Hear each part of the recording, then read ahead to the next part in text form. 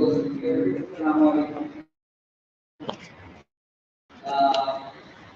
First of all, I would like to thank you for inviting me to DEAG Medical University. To talk about the topic which is very dear to my heart. That's about research. I will give a presentation. एक भी मैंने सोचा कि वो काम होगा इसके बारे में आपको थोड़ा सा जरूर बता दूंगा मगर बिल्कुल आइडिया है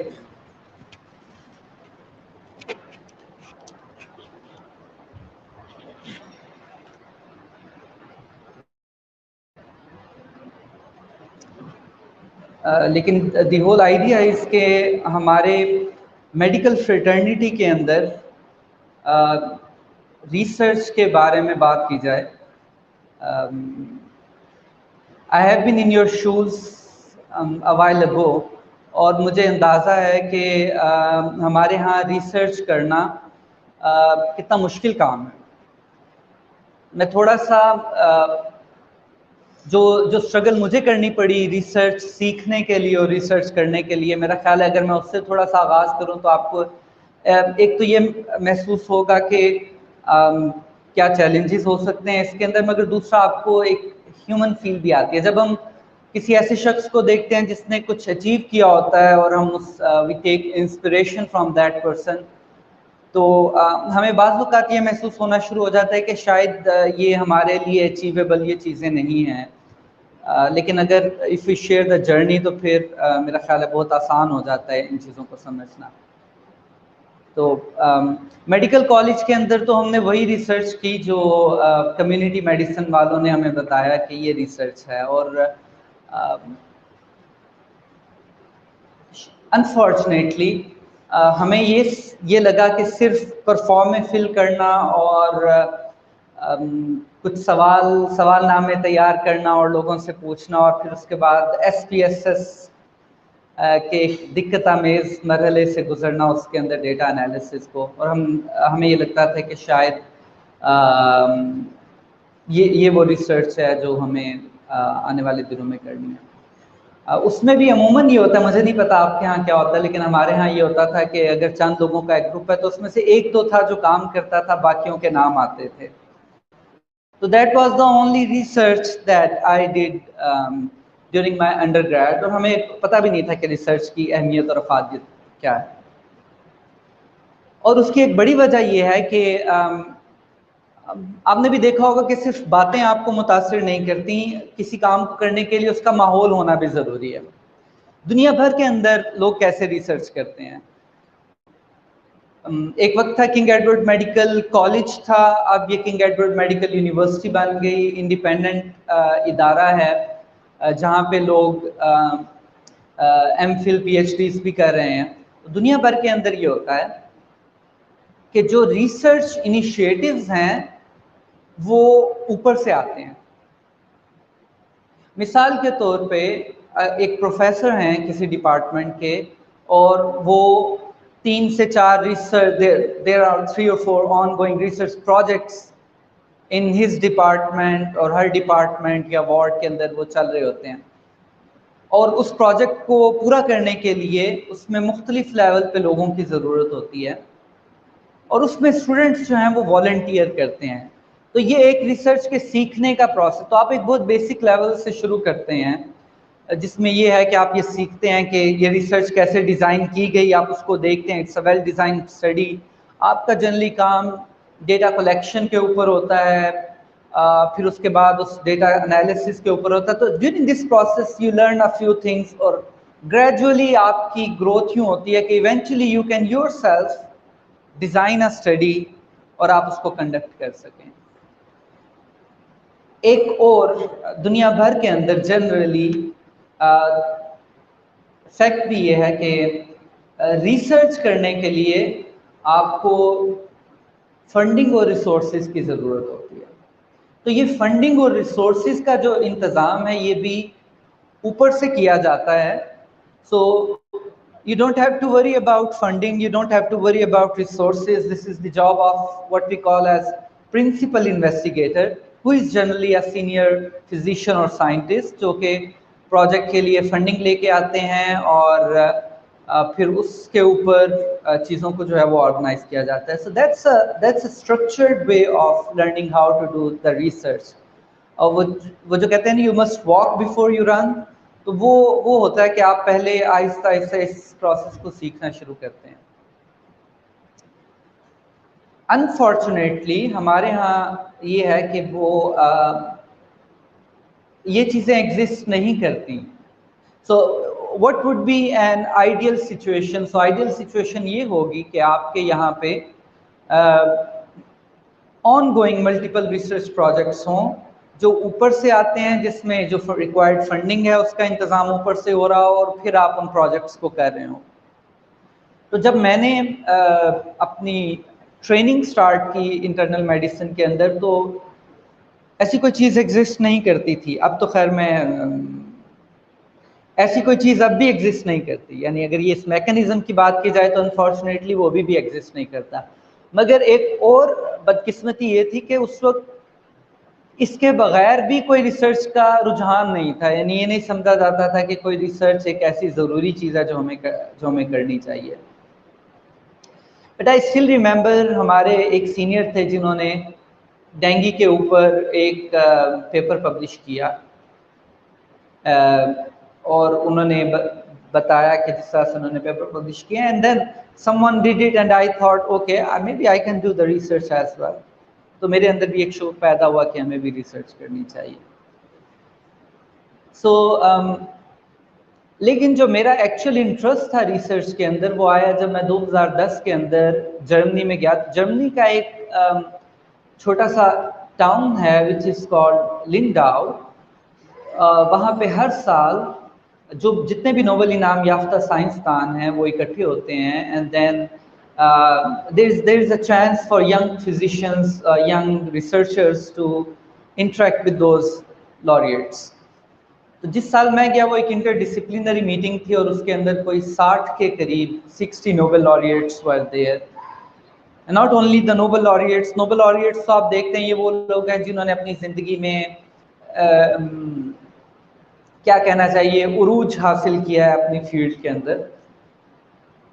मगर उसके अलावा कुछ यंग रिसर्चर्स थे जो कि दुनिया भर से आए हुए थे, और जब मुझे उनसे इंटरेक्ट करने का मौका मिला तो फिर मुझे अंदाज़ा हुआ कि रिसर्च एक कितनी इंटरेस्टिंग फील्ड है और उसके अंदर और रिसर्च के कितने सारे चेहरे होते हैं, कितने सारे एवेन्यूज़ होते हैं रिसर्च करने के. सो पहला पेपर जो मैंने पब्लिश किया वो था, that was a case report जो मैंने पब्लिश की. During my training there was a patient जो कि बहुत अनयूजुअल सिम्टम्स के साथ आया और उसमें कुछ एक से ज़्यादा डिजीजेस थी और उनका ऐसा कम्बिनेशन था which was extremely rare, was not reported previously. So that's how I published a case report. Case report एक ऐसी चीज है जिसके अंदर आपको कोई बहुत ज्यादा फंडिंग की जरूरत नहीं होती. Usually the number of in the hospital, in the ward.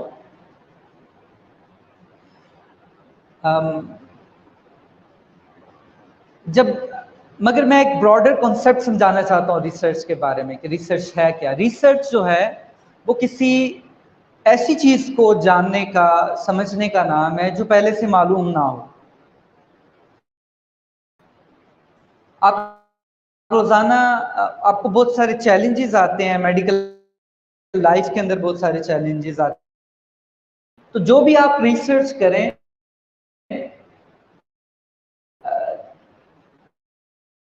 सिर्फ उसका नाम रिसर्च नहीं होना चाहिए, वो मीनिंगफुल है. और साइंटिफिक जर्नल जो है आप उसको पेपर भेजेंगे तो एडिटर जो है वो कहेगा कि why should I publish your paper. It's like selling the work that you have done. मुझे याद है कई लोग आया करते थे और वो कहते थे कि 3000 पेशेंट का डेटा मौजूद है और हम समझते हैं कि बहुत बड़ा डेटा हमारे पास है और हम इसको पब्लिश करना चाहते हैं। तो मैं उनसे कहता था कि आप 3000 पेशेंट्स का डेटा है, आप बड़े शौक से इकट्ठा करेंगे, आप उसको पॉसिबली एक्सेल के अंदर या SPSS जो कि स्टैटिस्टिकल एनालिसिस सॉफ्टवेयर है उसमें डालेंगे, एनालाइज करेंगे, चंद महीने लगाएंगे उसको एनालाइज करने में, उसको लिखने में, और जब आप उसको भेजेंगे एडिटर के पास तो वो एडिटर कहेगा कि व्हाई शुड आई, मेरे पेपर में ये पता चला है कि esophageal varices are the leading cause of upper GI bleed. तो कहेगा कि what's new in it? We already know that esophageal varices are the leading cause of upper GI bleed in this region. तो ये जो सारी इसके लिए planning required होती है, this is required ahead of time.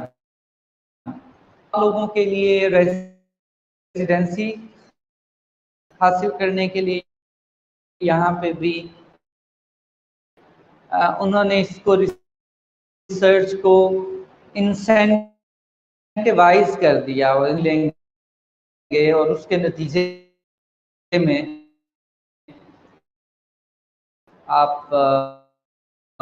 आपके रेजिडेंसी के चांसेस बढ़ जाते हैं।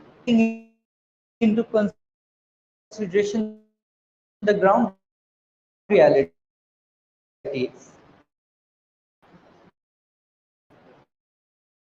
नहीं देते तो वो खाना तो नहीं पकेगा ना, फिर जो बनेगा वो ख्याली।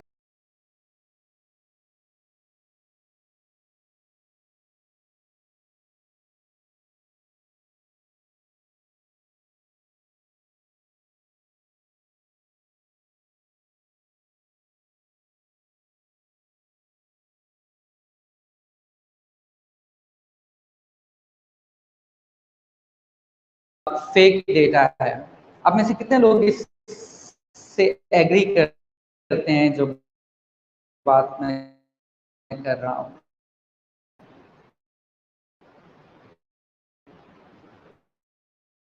ओके, आई मीन बहुत सारे वक्त है जब वो रियलाइज करेंगे और फिर उन लोगों के लिए भी पेपर पब्लिश करना मुश्किल हो जाएंगे जो कि जेन्युइन रिसर्च कर रहे हैं। फिजिशियन साइंटिस्ट प्रोग्राम के बारे में बात करना चाहता हूं कि उसमें आपके पास रिसर्च के लिए क्या अपॉर्चुनिटीज है, मगर उससे पहले मैं थोड़ा सा ये जानना चाहता हूं आप लोगों से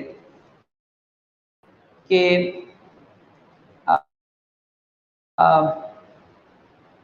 what are your expectations from this.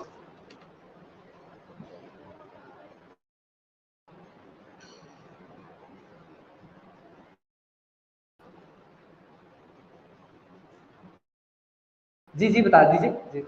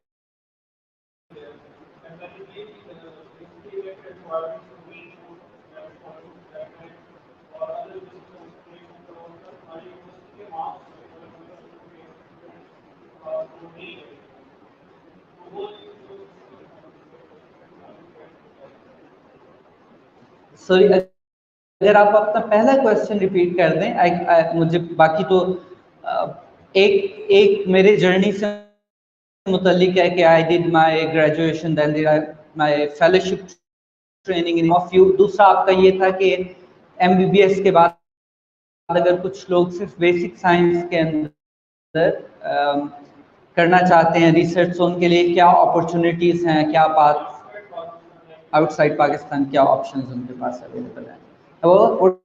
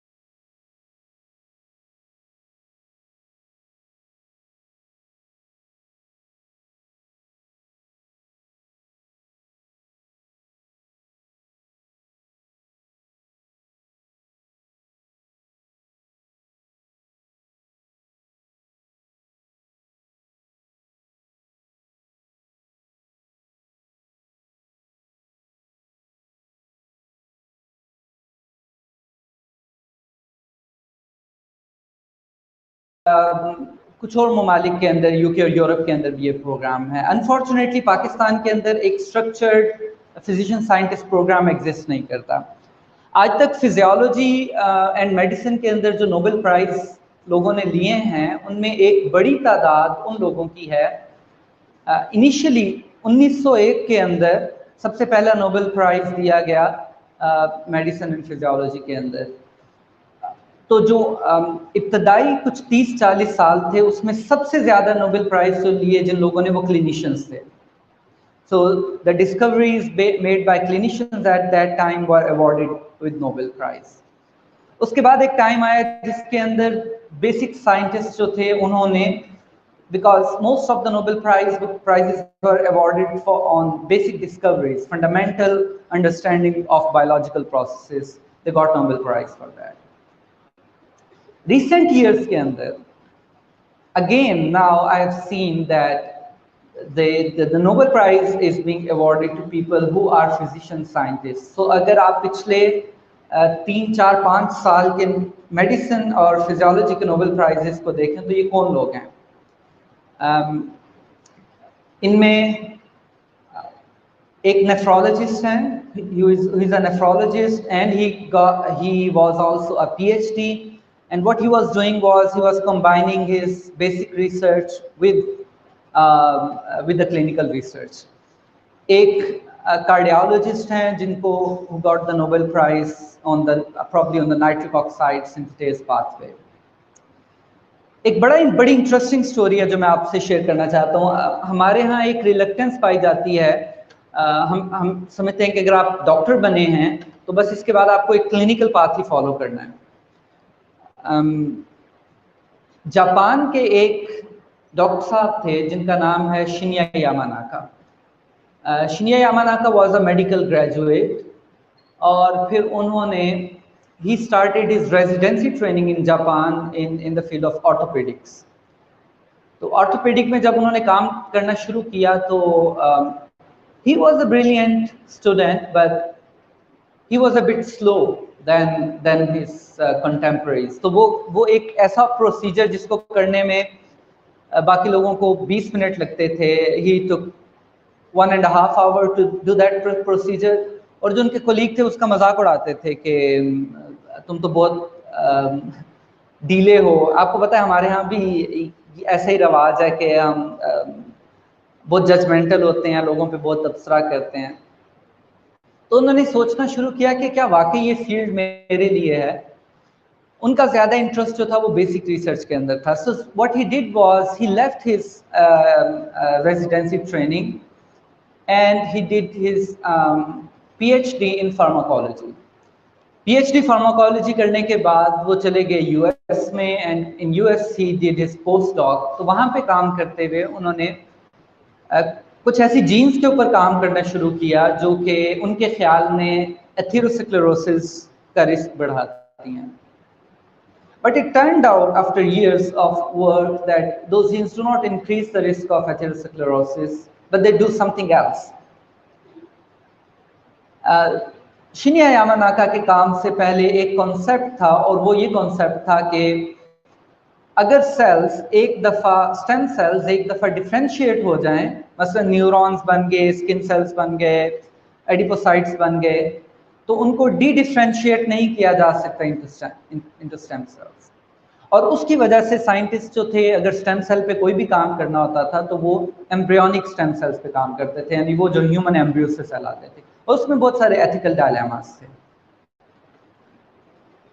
Shinya Yamanaka ने ये देखा कि वो कुछ जीन्स जो उन्होंने जिनके ऊपर काम किया, वो उन जीन सेल्स को स्टेम सेल्स में कन्वर्ट कर सकते थे। So what he did was, and what he was successful in doing was कि स्किन के सेल्स, iPSCs और इंड्यूस्ड प्लूरिपोटेंट स्टेम सेल्स, और फिर उन इंड्यूस्ड प्लूरिपोटेंट ब्रेन सेल्स बना लिए, लंग के सेल्स बना लिए। So he published his landmark paper in 2006. अच्छा, ये जो काम था एक्चुअली हुआ ये कि वो अमेरिका में थे, अमेरिका से ही came back to Japan. Japan में आए तो जापान में ही वेंट थ्रू सीवियर डिप्रेशन, इसलिए कि उनको जापान के अंदर वही ब्यूरोक्रेटिक प्रॉब्ली कुछ ऐसी मिलती जुलती हर्डल्स हैं जो हमारे यहाँ पे थी। उनको अपनी लैब इस्टेब्लिश करने में, रिसर्च करने में काफ़ी सारे मसाइल का सामना करना पड़ा। सो उन्होंने अपने एक इंटरव्यू में बताया कि 4 साल में मैं एक पेपर भी पब्लिश नहीं कर सका जब वो जापान वापस आए, but ultimately he did it. In 2006 he published his landmark paper, and in 2010 he was awarded with the Nobel Prize for his work on the generation of induced pluripotent stem cells. That's just one story of a physician who turned, जिन्हें ये लगा कि मैं as a scientist बेहतर तौर पे काम कर सकता हूँ। ऐसे कुछ और केसेस भी हैं। There was a one medical graduate in US जिन्होंने बेसिक रिसर्च के थ्रू जो आज हम पोटेशियम चैनल्स का स्ट्रक्चर है जो जानते हैं, वो उन्होंने डिस्कवर किया, और on that discovery got the Nobel prize. तो इसका मतलब ये है कि कुछ ऐसे फिजिशियन हैं जो साइंटिस्ट बने और वो जस्ट एज अ साइंटिस्ट काम कर रहे हैं, but then there are some people who are physician scientist and they are dividing their time. So वो क्या होता है कि हफ्ते के अंदर 3 दिन वो लैब को देखते हैं और 3 दिन वो क्लिनिक्स करते हैं, and there some and they are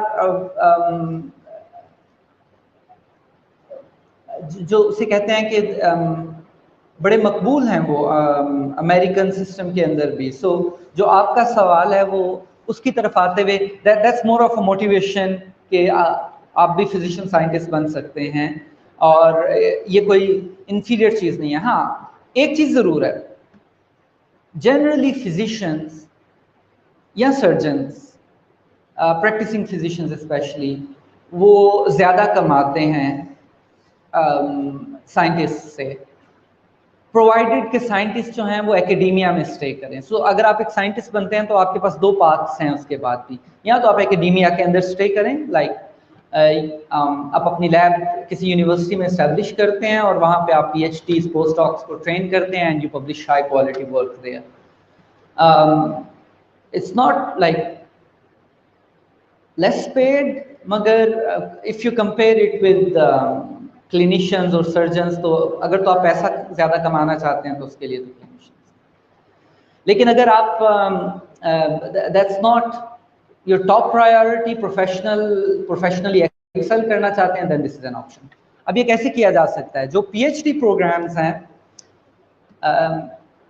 after your med school graduation, US के अंदर आप डायरेक्टली PhD प्रोग्राम के लिए अप्लाई कर सकते हैं।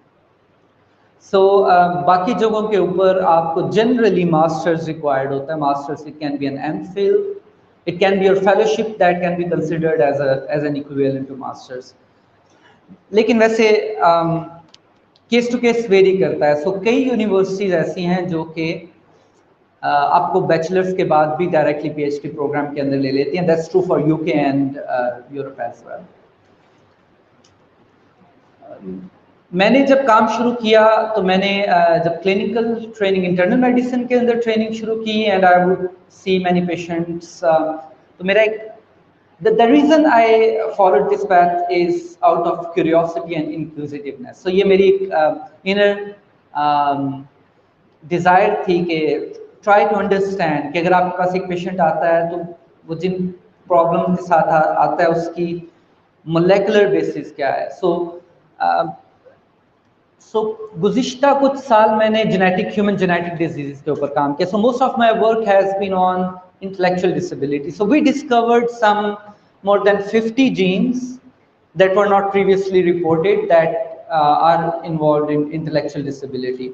फिर हमने उन इंडिविजुअल जीन्स के ऊपर और ये हमने पाकिस्तानी पॉपुलेशन के अंदर इनको आइडेंटिफाई किया. फिर then we started working on exploring the functional significance of those genes.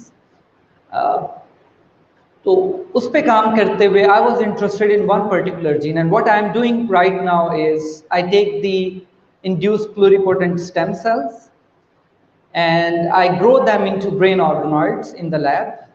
ये brain organoids जो हैं ये early human brain development को recapitulate करते हैं. So it looks अगर आप उसके स्ट्रक्चर को देखें तो जिस तरह से अर्ली फीटल ब्रेन डेवलपमेंट होती है ये उस प्रोसेस को रिकैपिचुलेट करते हैं. And what we can do is we can introduce some genetic mutations, some environmental stresses, और फिर उसके तहत हम देखते हैं कि हाउ डज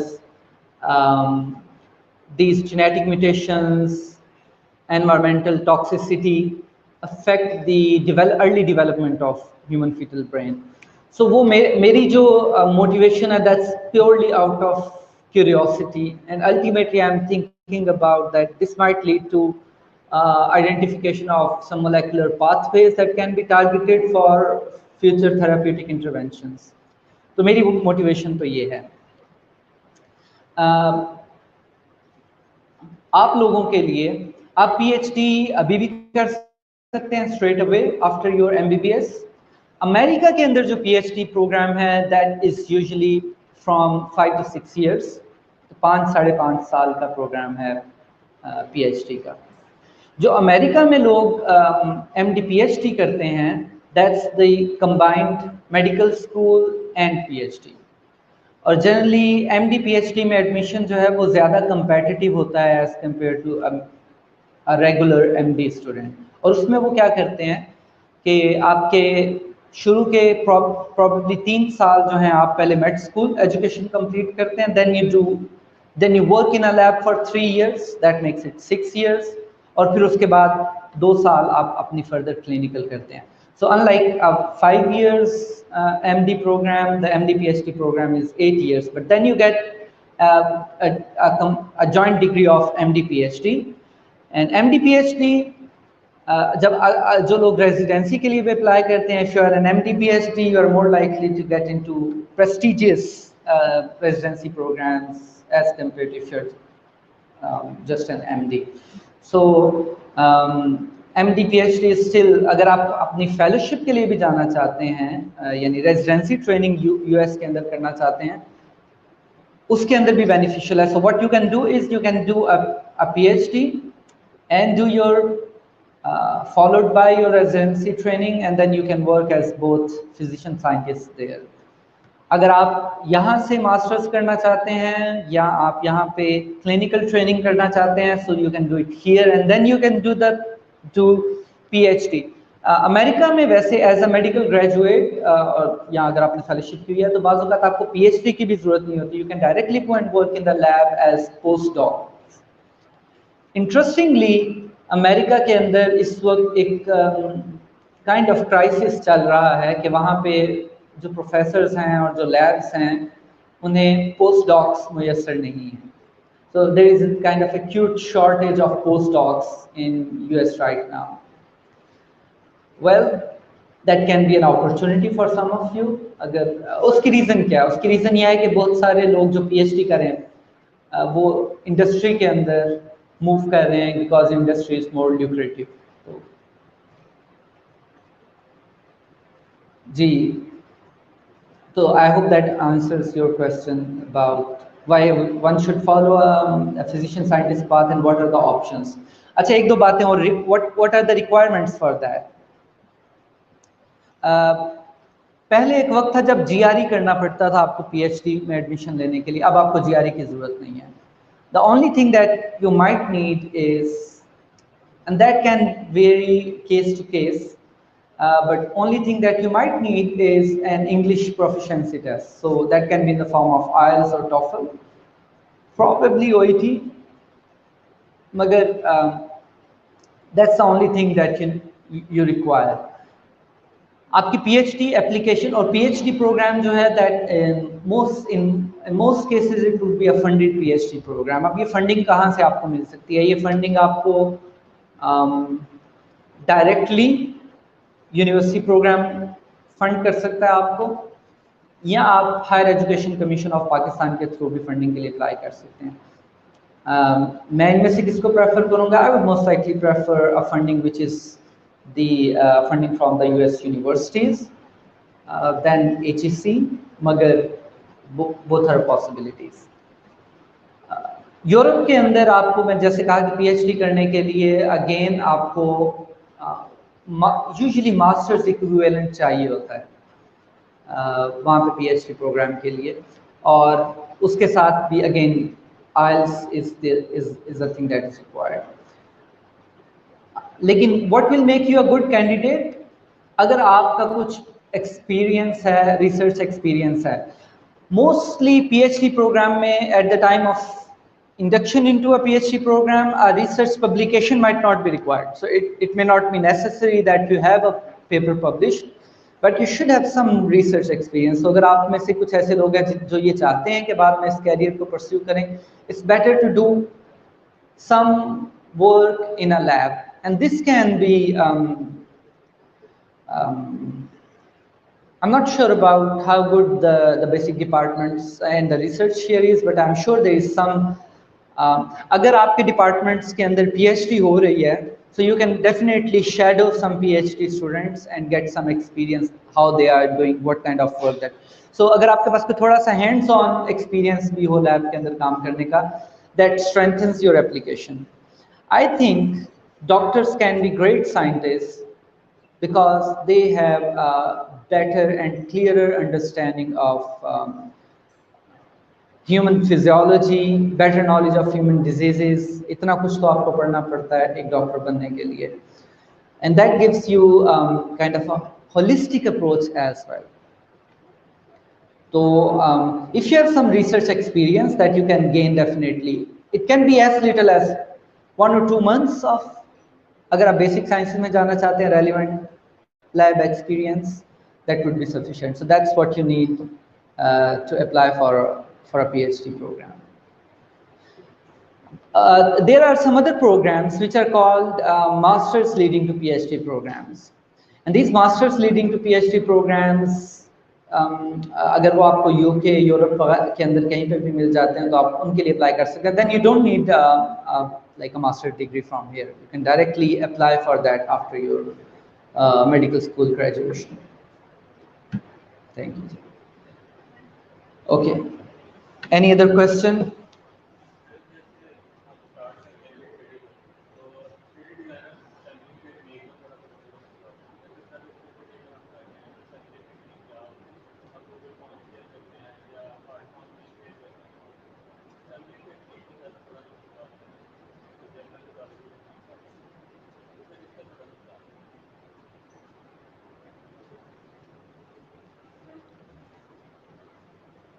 अच्छा, जब भी आप कोई रिसर्च डिजाइन करते हैं, I think in any research project the most fundamental question is the most fundamental thing is your research question. अगर आपका रिसर्च क्वेश्चन क्लियर नहीं है, फोकस नहीं है, वो क्लियरली जिन आउटकम्स को आप देखना चाहते हैं उसको डिफाइन नहीं करता, probably you won't have a meaningful research. Or well, the next question is about the sampling technique. That would be a more technical question, that what sampling techniques are available, and I would say that very much depends on what type of study you are conducting and what are your outcome measures, what are the aims and objectives that are relevant to the research. So there can be random sampling techniques where you can do the randomization, and this randomization, थोड़ा सा randomization को समझने की जरूरत होती है. It's not like अच्छा जी मैं खुद से random number pick कर लेता हूँ. Randomization is they are sophisticated programs that are available for randomization, so that you can do for research sampling.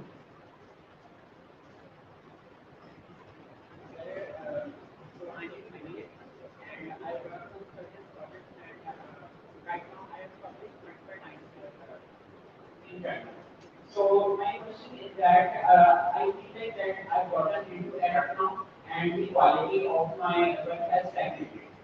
So my question to you is that how to improve the quality of my clinical work, clinical research, and think how to make that seen and become a better researcher. बिल्कुल. Can you please mention any opportunities that I should be part of? Thank you. ये दोबारा वही बात आ जाती है कि I think it's very important that there are structured research programs. That's a need. That's an initiative that we need to take from the side of the faculty. जैसे मैंने कहा कि अच्छी good quality research के लिए usually you have to when we say good quality research, and that has to be published in good journals, there has to be an aspect of novelty in that research. Generally novel चीजों के ऊपर काम करने के लिए you might need some funding as well, and it's not a one man job, it's a team work. तो जो आप अगर क्लिनिकल साइड पे काम कर रहे हैं तो आई थिंक दो तीन चीजें हैं जो आप कर सकते हैं. You can publish a case report. easier said than done, because case report बहुत सारे जर्नल बड़े जर्नल पब्लिश नहीं करते because they don't think this is a very strong evidence until it's extremely exceptional case report. And it might be very difficult for you to find a good case report to be published in a good journal. The other thing that you can do is actually an observational study. अब वो कौन सी study होगी जो अच्छी जगह पे publish होगी? Either you talk about a disease which is kind of new, not much has been published on it. So COVID was kind of an opportunity. No one in the world knew about COVID, or then we were on the same ground. So हमारे पास भी उतनी opportunity थी COVID के ऊपर publish करने की जितनी के बाकी लोगों के पास opportunity थी. तो या तो आपके पास कोई ऐसी disease आए जिसके बारे में ऑलरेडी कुछ बहुत पब्लिश नहीं है, and then you gather some data, some good quality data that can be published in some good high impact high quality journals. एक और चीज ये है कि हमारे यहाँ बहुत सारी अपॉर्चुनिटीज ऐसी हैं जिनको टैप नहीं किया जाता. सो एक चीज जो मैंने नोट की वो ये थी कि बेसिक साइंसेज और क्लिनिकल साइंसेज के दरमियान में कोलैबोरेशन और कम्युनिकेशन नहीं थी.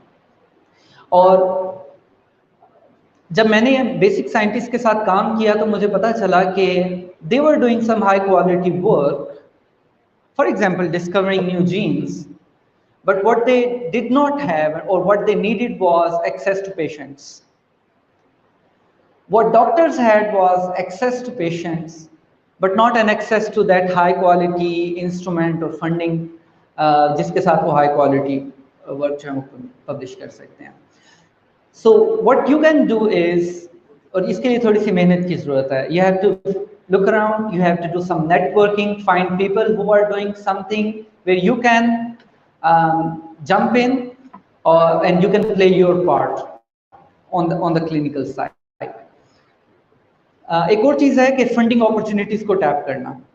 So हमारे यहाँ कुछ ऑर्गेनाइजेशंस हैं जो कि फंडिंग प्रोवाइड करती हैं. अनफॉर्चुनेटली क्लिनिकल रिसर्च के ऊपर बहुत ज़्यादा फंडिंग अवेलेबल नहीं है. PMRC Pakistan medical research council जो है वो कुछ फंडिंग क्लिनिकल साइंसेस के अंदर प्रोवाइड करती है. So what you can do is you can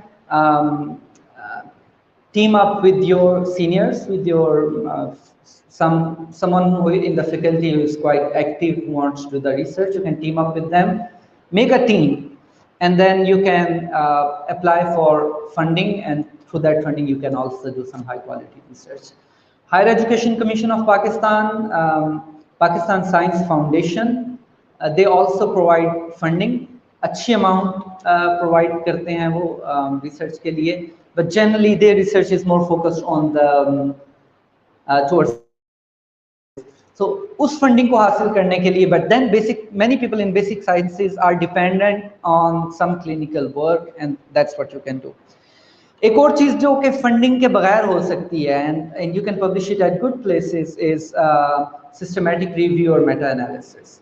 All you need is to learn the methodology, how to do it, be able to do a research, ability to critically look at the papers, extract the data, and then write a systematic review or meta-analysis. Again, this is not a one-man job, and what you can do is make a team where everyone contributes. और ये team जरूरी नहीं है कि final year वालों पे ही मुश्तमिल हो, आप हो सकते हैं आप किसी, if someone is active in the postgraduate sciences, उनके साथ आप कर सकते हैं, and then you can also team up with someone from the faculty. You can make a team, and then meta-analysis or systematic review is also not geographically limited. So you can probably write to someone in US, UK, Bahar bhi, or so where there is a will, there is a way. You might find someone who is writing a systematic review, who knows someone who can help in writing a systematic review, and then you can write a systematic review. So I think there should be actually a dedicated session for the clinical faculty on how to tap the funding opportunities, how to write the projects, get funding, and then how to involve the students. Personally, I think this is too much of an expectation from students to design a study, then conduct a study,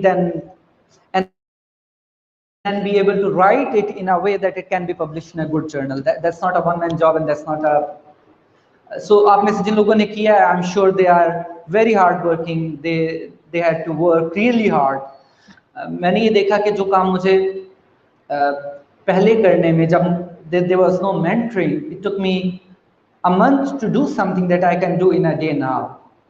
So वो mentorship का भी फुकदान है हमारे यहाँ पे. But you can be mentors. जिन लोगों ने publish किया, you can be mentors to your colleagues and juniors. And I'm sure this is something that you guys are already doing. जी.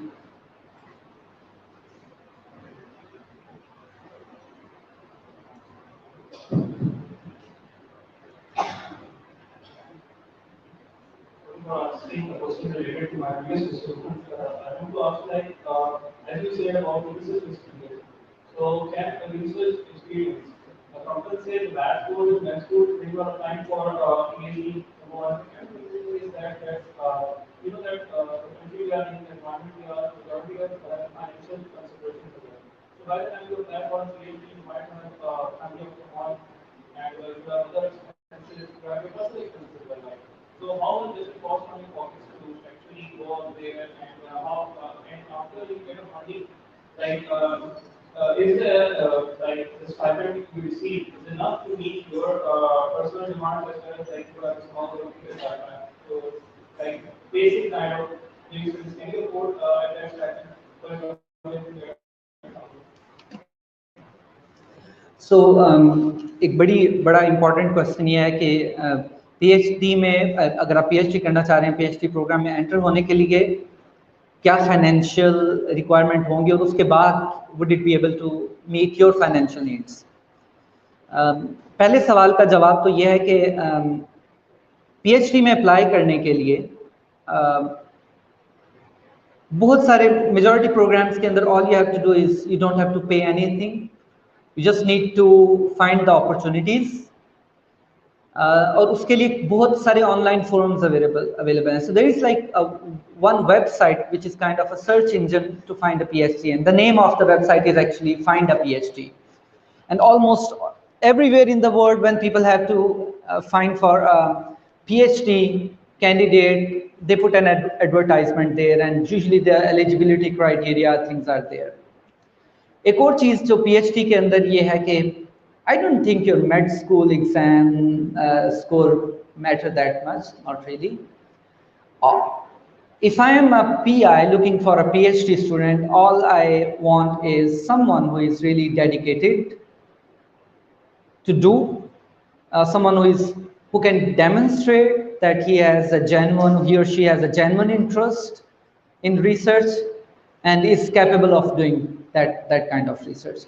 तो ये कैसे पता चलेगा? अगर आपने कुछ पहले अपने यूजुअल रूटीन से हट के, जैसे मैंने कहा कि कोई लैब रोटेशंस हैं या आपने कुछ रिसर्च वर्क किया, दैट विल शो कि you are dedicated, you are interested in that. बाकी ऑब्वियसली जब भी आप अपनी सीवी जब बेचते हैं तो if it's impressive, definitely you're more likely to be accepted into that program. But that's not the only thing. Scores are not the only thing. और अमेरिका में PhD करने के लिए आपको USMLE वगैरह के स्कोर्स तो चाहिए नहीं, और GRE मेजॉरिटी यूनिवर्सिटीज ने अब उसको खत्म कर दिया. दूसरा सवाल ये, so in that way probably you don't need much.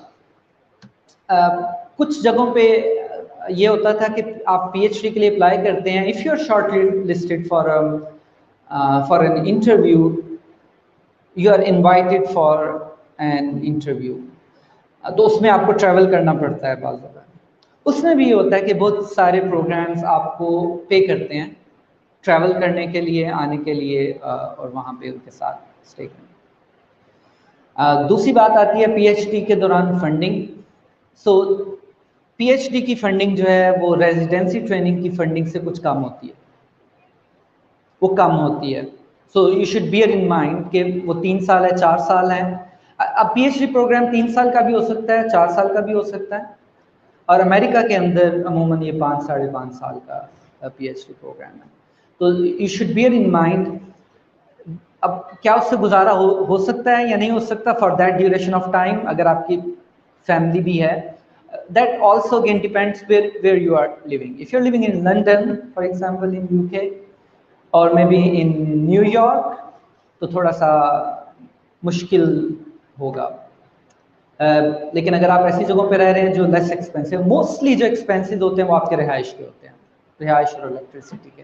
So if you can find an accommodation somewhere which is less expensive, और आपके लिए कम्यूट करना आसान है, so I don't think it's something that cannot be done. It's something which is doable. तो जब आप अपनी PhD एक्सेप्ट करने लगें कोई ऑफर, तो ये भी वो चीज़ है जिसको आपको नजर रखना होगा वो कहाँ पे.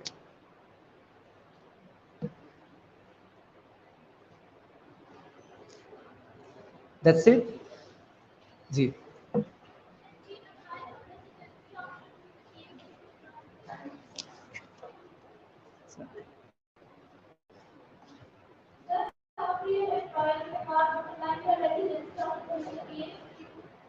How about applying for residency after doing your PhD?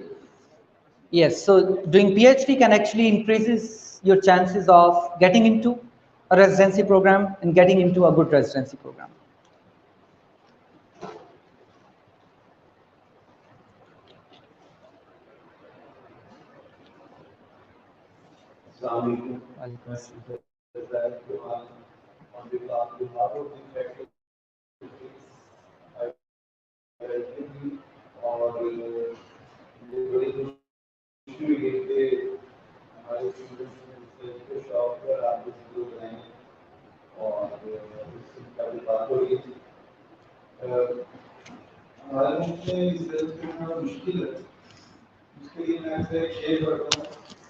आरजू अव्वल तो पैदा हो नहीं सकती कहीं, वो कहीं पैदा तो मर जाती है या रहती है खाम.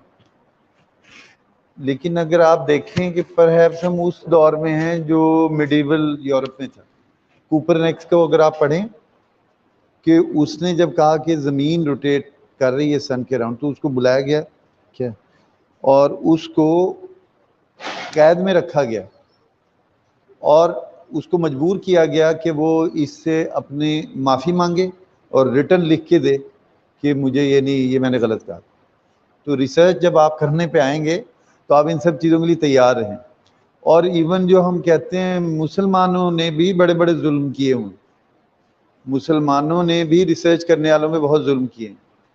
तो ये कि it is all not that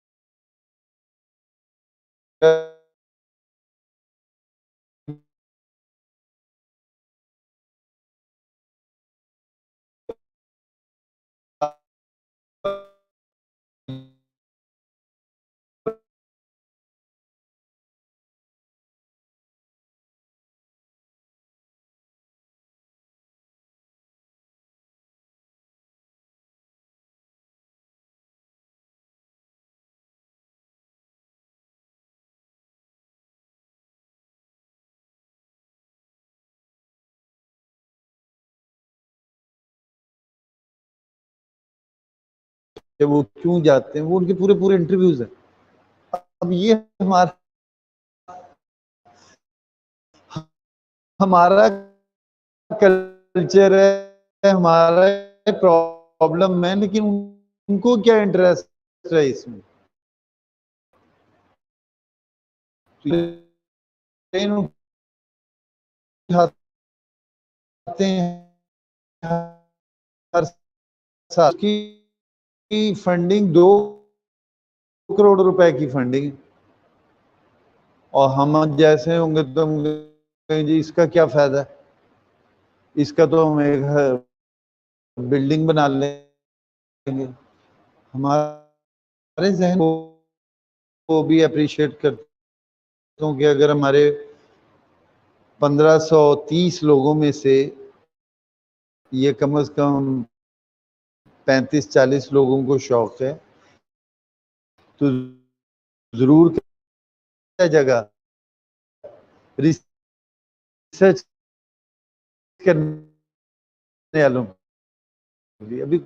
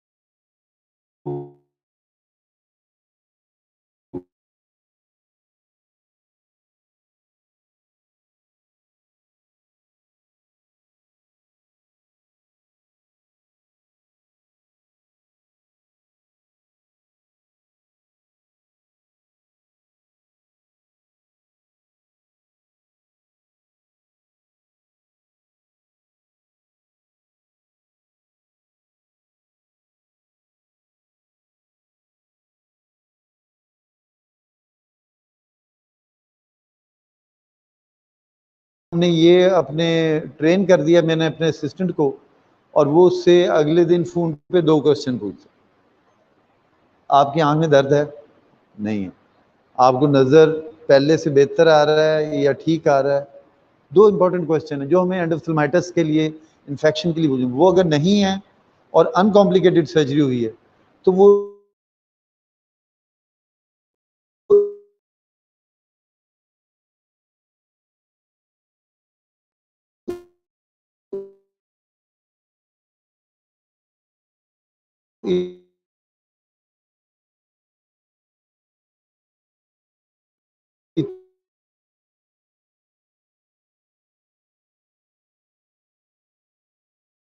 इतना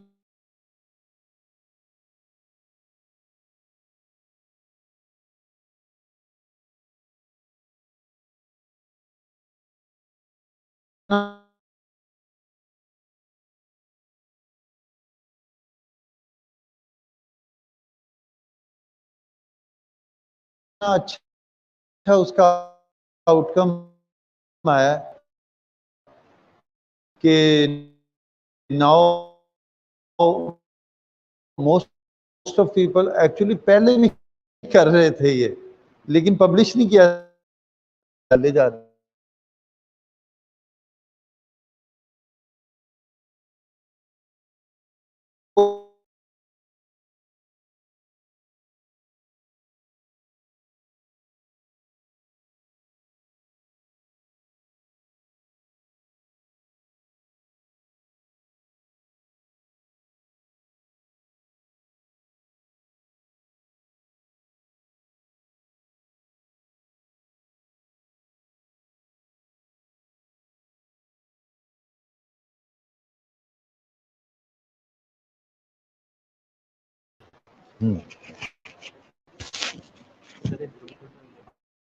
हाँ ग्रुप फोटो ये बाहर ना, नहीं यहाँ तो कुछ भी नहीं आएगा।